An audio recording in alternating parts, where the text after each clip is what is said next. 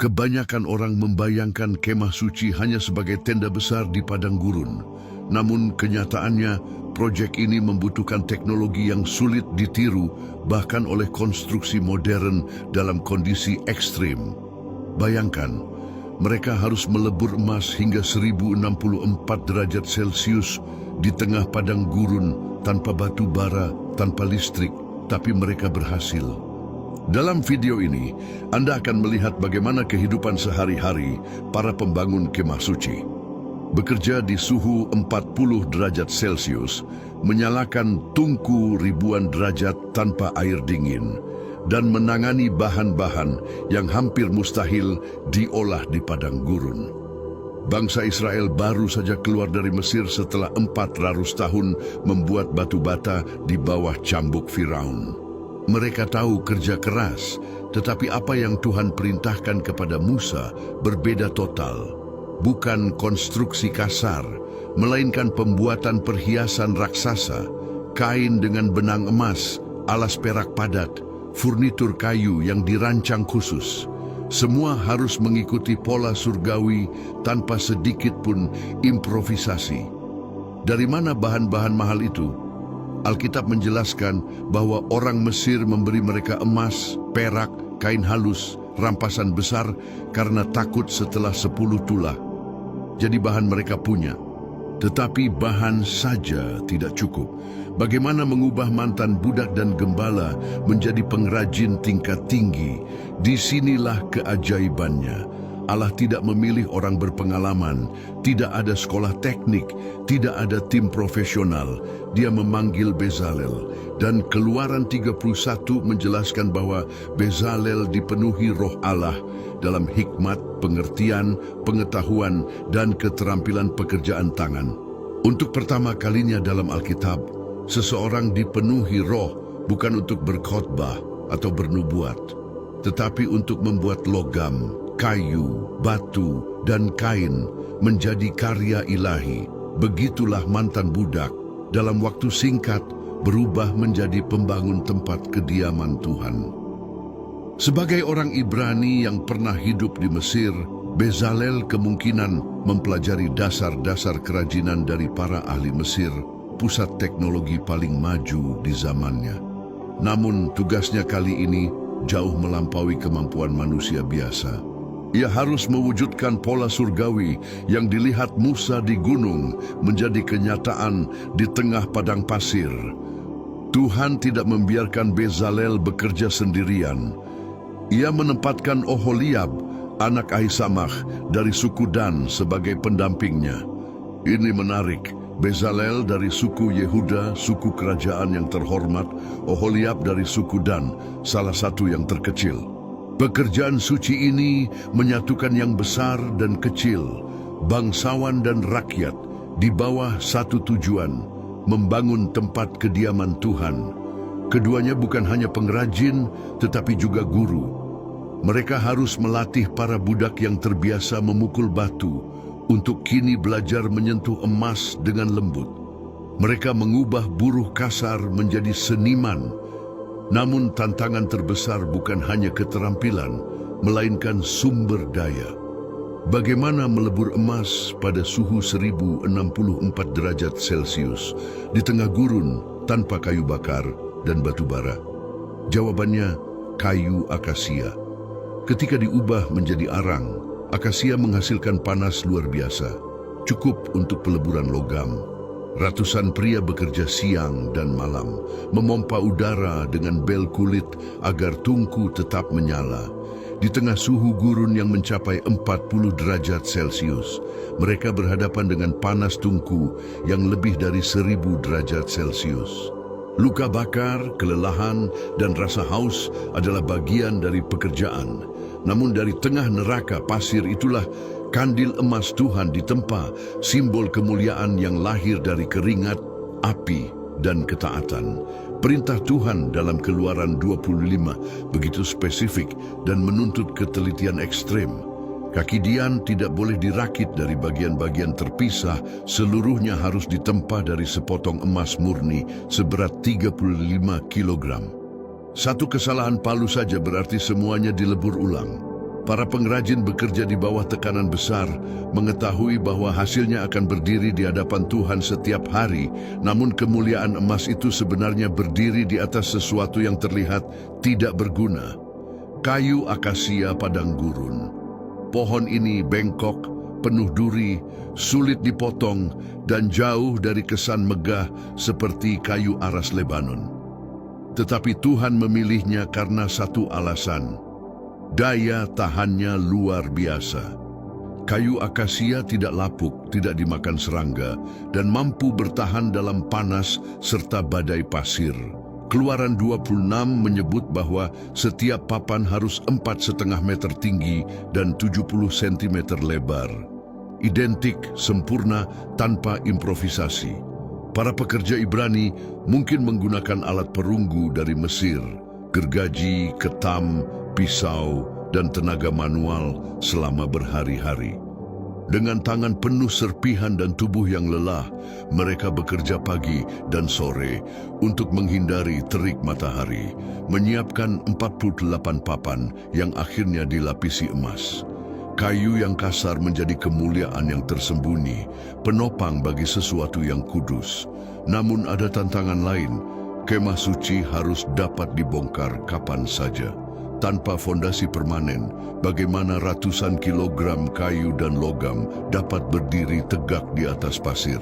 Bagaimana semuanya tetap stabil dalam badai pasir atau getaran ribuan orang?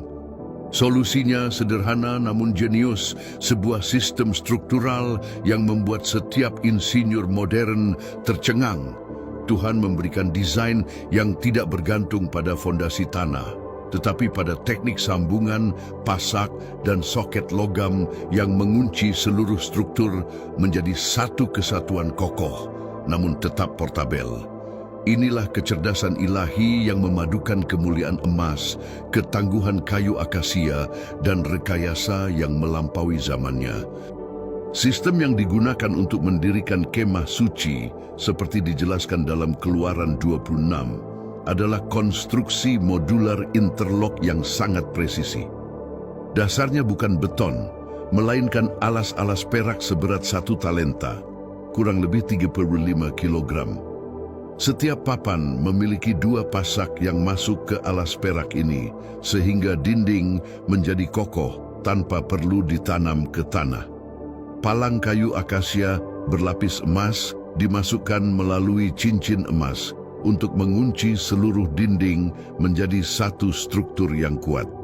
Ibarat puzzle raksasa, tabernakel bisa dibongkar pasang ratusan kali selama 40 tahun tanpa rusak atau longgar, namun membangun kerangkanya hanya bagian awal. Bagian dalam kemah suci harus terlihat seperti gambaran surga, bukan sekadar kotak kayu gurun. Tantangan terbesarnya adalah pewarnaan tekstil. Pewarna biru, ungu, dan merah tua adalah barang mewah, mustahil diproduksi oleh para nomaden gurun. Warna biru dan ungu berasal dari ribuan moluska laut. Merah tua dari ulat tolaath, semuanya mahal dan langka. Bahan-bahan ini kemungkinan berasal dari harta Mesir yang diberikan kepada bangsa Israel sebelum Eksodus. Pekerjaan menenun dipercayakan kepada para wanita terampil. Mereka memintal benang linen putih, mewarnai, mengeringkan, menguji kekuatan, lalu menenun pola kerubim langsung ke dalam kain menggunakan alat tenun rumit, tanpa buku panduan, hanya keterampilan dan ketelitian. Hasilnya luar biasa. Dari luar tabernakel tampak seperti tenda biasa dengan 4 lapisan pelindung, tetapi di dalamnya bersinar kemuliaan, menampilkan deretan kerub berwarna-warni yang diterangi cahaya kandil emas. Gelembung kemuliaan sering tersembunyi di balik cangkang yang kasar, jelek di luar, mulia di dalam. Jika Anda tak pernah membayangkan bahwa warna bisa semahal emas, tinggalkan komentar di bawah. Sebab Tuhan bekerja dalam detail yang tak terlihat. Segala sesuatu sedang dipersiapkan, struktur, perabot, kain, semuanya siap. Tapi orang yang akan masuk ke dalamnya tetap harus berpakaian dengan benar. Bukan sekadar seragam keagamaan, tetapi perlengkapan pelindung. karena memasuki hadirat Tuhan tanpa baju zirah, yang tepat berarti mati seketika. Pakaian imam besar bukan hanya indah, itu pakaian berisiko tinggi. Detail paling tajam justru tersembunyi di ujung jubah, lonceng-lonceng emas kecil. Bukan dekorasi, tetapi sistem tanda kehidupan. Keluaran 28 ayat 35 menegaskan bahwa bunyinya harus terdengar ketika ia masuk dan keluar dari tempat kudus, supaya jangan ia mati. Jika lonceng berhenti, keheningan bisa berarti bencana.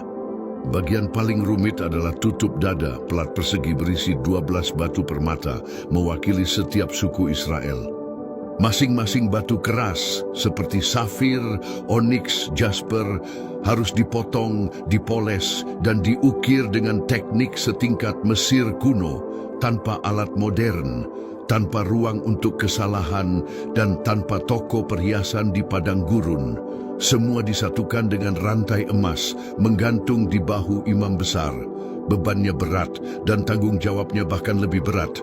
Setelah hampir setahun menenun, mengukir, dan bekerja di bawah terik gurun, seluruh perlengkapan dibawa kepada Musa. Keluaran 39 mencatat bahwa setiap detail harus sama persis seperti yang diperintahkan Tuhan.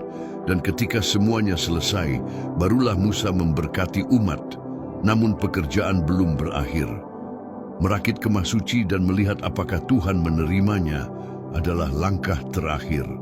Pada hari pertama, bulan pertama tahun kedua setelah keluar dari Mesir, 100 alas perak disusun, papan akasia berlapis emas ditegakkan, dan setiap bagian dipasang, menunggu satu hal, apakah kemuliaan Tuhan akan turun. Palang-palang dimasukkan ke dalam cincin-cincin, menguatkan dinding, dan 4 lapis penutup kemah direntangkan di atasnya. Untuk pertama kalinya, kemah suci berdiri sebagai satu kesatuan, tempat kudus di tengah padang gurun. Musa masuk. Ia menempatkan tabut perjanjian di ruang maha kudus, meletakkan loh-loh hukum di dalamnya.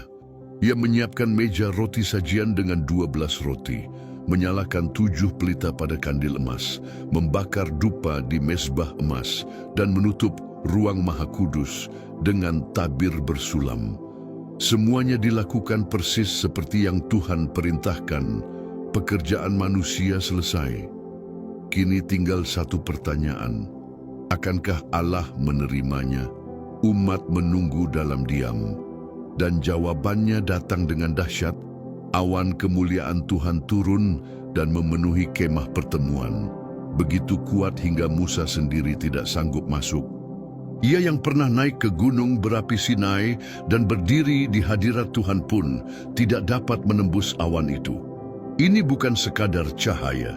Ini adalah kehadiran Tuhan yang berdiam dalam tenda buatan mantan Buddha.